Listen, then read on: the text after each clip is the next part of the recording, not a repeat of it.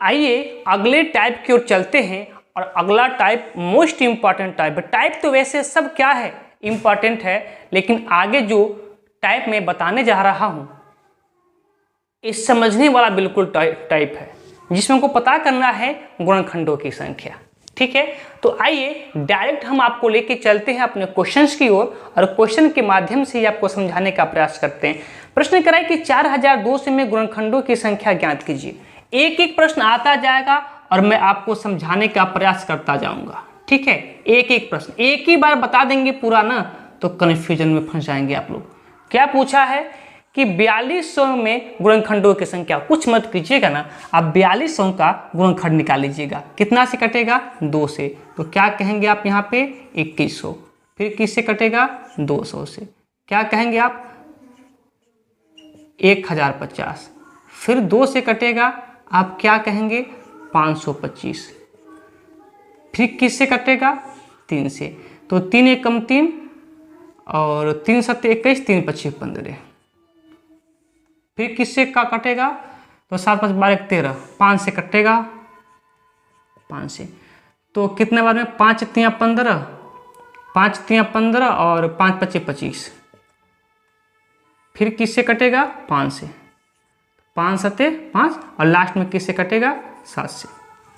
गुणनखंड क्या मिला? तो आपने देखा कि 1 2 3, 2 पर 3 घात इंटू 3 पर 1 घात, और क्या आपने देखा? 5 पे 2 घात, और क्या देखा? 7 पर 1 घात। बोलिए गुणनखंड मिलेगा यही ना? यही मिलेगा।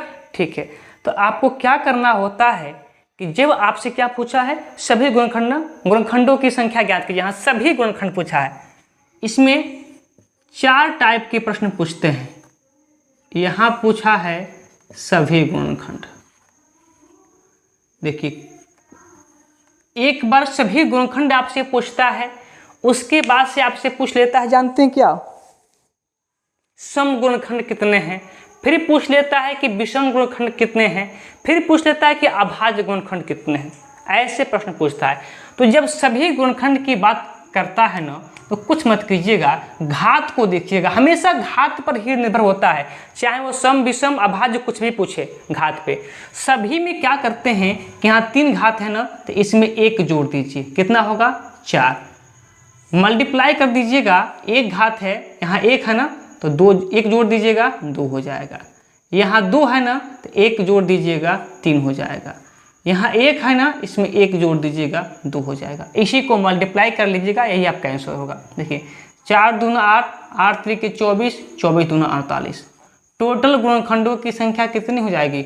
48 हो जाएगी। सबसे आसान तरीका यही होता है। फिर भी यदि किसी को डाउट है तो एक प्रश्न और लेते हैं, ताकि आपके समस्या का पूरी तरीके से क्लियर हो जाए।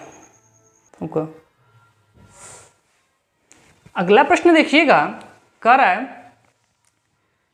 कि 12288 संख्या के कितने गुणनखंड होंगे, यानी कि सभी संख्या पूछा है, सभी गुणनखंड पूछा है। वही प्रश्न है और वही तरीका है। क्या दिया है प्रश्न? ठीक है, वही तरीका और वही प्रश्न। किससे डिवाइड होगा? गुणनखंड निकालिए तो 2 से। कहेंगे 2 6 के 12, 2 एकम 2 और 4 दूना 8, 4 दूना 8। फिर किससे कटेगा? 2 से। क्या कहेंगे? 3 0, 7 दूना 14, 2 दूना 4। फिर किससे कटेगा? 2 से। कहेंगे 15 दूना 30 और 36 दूना 72। फिर किससे कटेगा? 2 से। आप कहेंगे 7 दूना 14 और 6 दूना 12 और 8 दूना 16। ठीक है, फिर किससे कटेगा? 2 से। 2 से काटेंगे तो 3 दूना 6 और 16, 8 दूना 16 और 2 चौको 8। फिर 2 से कटेगा तो क्या मिलेगा आपका? 1, 9 दूना 18 और फिर यहाँ 2 दूना 4। फिर किससे कटेगा? 2 से। क्या होगा? तो 9 दूना 18 और 6 दूना 12। फिर 2 से कटेगा, क्या मिलेगा? तो 4 दूना 8 और 8 दूना 16। बहुत बड़ा गुणनखंड है जी। फिर 2 से काटिए, क्या मिलेगा आपको यहाँ पे? 24। फिर 2 से काटिएगा, 2 एकम 2, 2 दूना 4। फिर 2 से काटिएगा, क्या मिलेगा 6, और लास्ट में आपको पता है कि 2 मिलेगा और यहाँ पे 3 मिलेगा। यहाँ तक दिख रहा होगा, ठीक है ना। अब देखिएगा कितना 2 है, तो आप कहेंगे 1 2 3 4 5 6 7 8 9 10 11 12 का 2 है, यानी कि 2 पर कितना घात 12 घात और 3 पर कितना घात 1 घात। हमसे क्या पूछा है, तो सभी गुणनखंड पूछा है। तो सभी गुणनखंड के लिए क्या करते हैं आपको पता होगा, सभी के लिए जितना घात है उसमें 1 जोड़िए, 12 घात है 1 जोड़ दीजिए 13, यहाँ 1 घात है 1 जोड़ दीजिए 2, दोनों को मल्टीप्लाई कीजिए, 13 दूना 26, कितने गुणनखंड होंगे 26 गुणनखंड होंगे। बातें क्लियर हैं, तो अगले प्रश्न की ओर चलते हैं।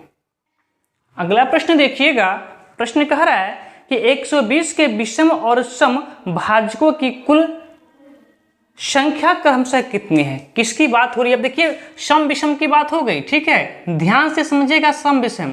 तो 120 की बातें हो रही थी, तो 120 का फैक्टर निकालिए, 2 से कटेगा 60, 2 से कटेगा 30, 2 से कटेगा 15, 3 से कटेगा 5, फिर 5 से कटेगा 1। गुणनखंड क्या क्या निकला इसका, तो 2 पे कितना घात 1 2 3, 2 पर 3 घात और 3 पर कुछ नहीं तो 1 घात और 5 पे कुछ नहीं तो 1 घात। क्या क्या पूछा है आपसे, करा है कि विषम, हाँ विषम और सम भाजकों की संख्या। देखिए सम और विषम ही पूछा है ना, मैं एक बार देख लेता हूँ। हाँ ठीक है, पहले विषम फिर सम। देखिए मैं पहले विषम ही आपको बता देता हूँ कि विषम भाजक या विषम गुणनखंड कैसे निकालते हैं, ठीक है। तो देखिए विषम गुणनखंड, विषम गुणनखंड के लिए क्या करते हैं, विषम गुणनखंड में सम वाले से कोई मतलब रखते ही नहीं है, सम वाले घात से कोई मतलब नहीं। तो इसमें सम वाला घात कौन कौन है, तो इसमें सम वाला घात है कौन, 2 है, ठीक है। 2 क्या है, एक सम है, तो 2 के घात से कोई मतलब नहीं। जब विषम पूछेगा ना तो सम वाले से कोई मतलब नहीं रखेंगे, कोई ताल्लुकात नहीं रखेंगे। विषम पूछेगा तो केवल विषम से, तो जब विषम पूछेगा तो इस 2 के घात से कोई मतलब नहीं। अब यहाँ 3 का घात क्या है 1, तो 1 जोड़ दीजिए उसमें 2, 5 भी विषम है, इसका घात 1 है, इसमें भी क्या कर दीजिए 1 जोड़ दीजिए 2, तो 2 2 क्या हो जाएगा 4, ठीक है। लगे हाथ में आपको बता दूं कि सम गुणनखंड भी पूछा है इसमें ना, सम गुणनखंड पूछा है। तो सम के लिए क्या होता है, सम के लिए क्या होता है, तो सम कहता है कि हम तो जैसे हैं वैसे ही रहेंगे, यानी कि 2 का 3 घात है ना, तो कहता है कि हम जैसे हैं वैसे ही रहेंगे 3 घात ही।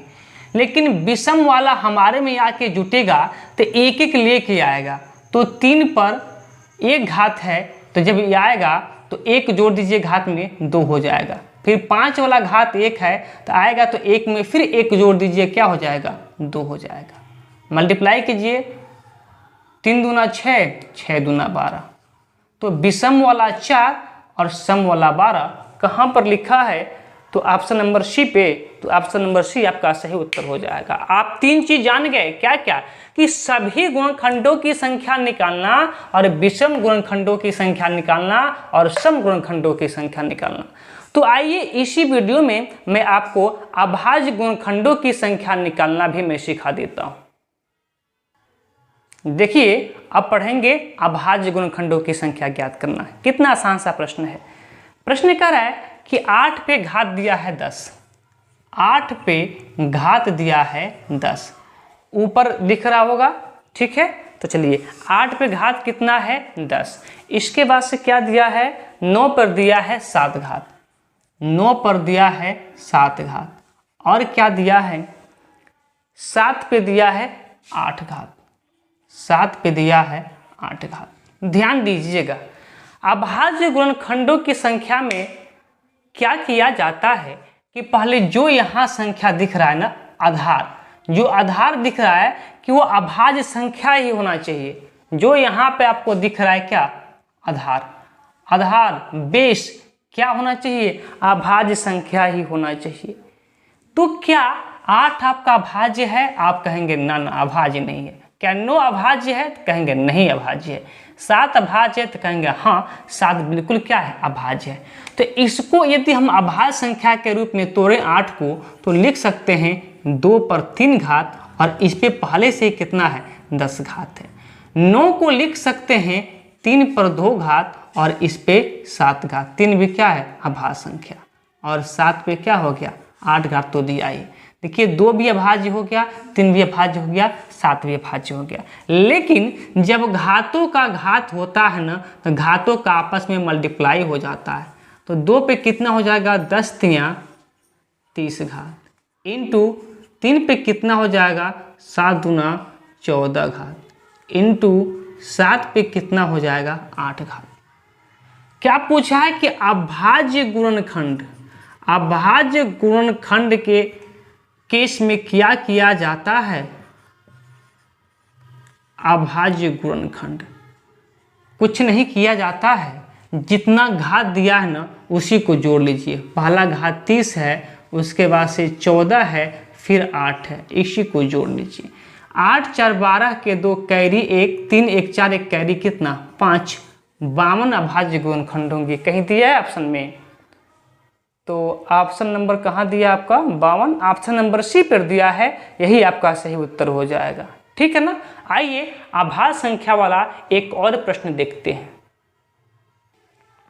अगला प्रश्न देखिएगा, करें कि 16 पे 7 घात इंटू 27 पे 6 घात इंटू 5 पे 9 घात के गुणनफल का कुल अभाज्य गुणनखंड ज्ञात कीजिए। क्या पूछा है, अभाज्य गुणनखंड। नंबर देखिए क्या लिखा है, 16 पे 7 घात, 16 पे 7 घात, 27 पे 6 घात, और 5 पे कितना घात लिखा है, मैं देख लूँ एक बार, 9 घात लिखा है। तो देखिए क्या जो आधार है सभी अभाज्य संख्या हैं, तो आप कहेंगे नहीं, 16 भी अभाज्य नहीं है, 27 भी अभाज्य नहीं है, और 5 भी अभाज्य नहीं है। तो सर्वप्रथम क्या करेंगे, इसको अभाज्य संख्या के रूप में बदलेंगे। तो 16 को कैसे लिख सकते हैं, तो आपको पता है 2 दूना 4, 4 दूना 8 दूना 16, 2 पे 4 घात, 2 पे 4 घात, और इस पे पहले से 7 घात दिया है, इंटू 27 को लिख सकते हैं 3 पर 3 घात, और इस पे पहले से 6 घात दिया है, इंटू 5 पे 9 घात। अब ध्यान दीजिएगा, घातों का घात है तो घातों का आपस में मल्टीप्लाई हो जाएगा। 7 चौको कितना, 28, इंटू 3, 6 3 कितना हो जाएगा, 18, इंटू 5 पर कितना हो जाएगा, 9। अब देखिएगा क्या ये सभी जो आधार है अभाज्य संख्या के रूप में हो गया, तो आप कहेंगे हाँ हो गया। तो निकाल दीजिए क्या, अभाज्य गुणनखंड। अभाज्य गुणनखंड कैसे निकालेंगे, तो सभी घातों को जोड़ दीजिए, यानी कि 28 + 18 + 9, बातें खत्म हो गई। देखिए 9 8 17, और 17 और 3 20, 20 5 25, 25 के 5 कैरी 2, और 2 1 3, और 3 और 2 5, 5 55 अभाज्य गुणनखंडों की संख्या कितनी हो जाएगी, 55 हो जाएगी। ऑप्शन नंबर सी पे लिखा है, सी आपका सही विकल्प हो जाएगा। अगला अगला क्वेश्चन कह रहा है कि विषम गुणनखंड बताना है। विषम गुणनखंड बताना है, क्या होगा। देखिए संख्या क्या दिया है, 2 पर 9, 2 पर 9, उसके बाद से क्या दिया है, 3 पर 5, क्या दिया है, 3 पर 5। बहुत इंपॉर्टेंट प्रश्न है, ध्यान से देखिएगा। फिर 5 पे दिया है 4, और विषम वाली बातें मैं आपको बता चुके हैं पहले भी कि विषम संख्या के लिए क्या किया जाता है। यही प्रश्न आपके सामने है, इसमें बताना है कि विषम गुणनखंडों की संख्या क्या होगी। किसकी बात हो रही है, विषम गुणनखंडों की संख्या की बात हो रही है। विषम गुणनखंड, विषम वाला क्या कहता है, विषम गुणनखंड। विषम कहता है कि जब विषम गुणनखंड निकालिएगा तो जो आपके सम संख्या का घात होगा उससे कोई मतलब नहीं है। तो सम संख्या का घात कौन है?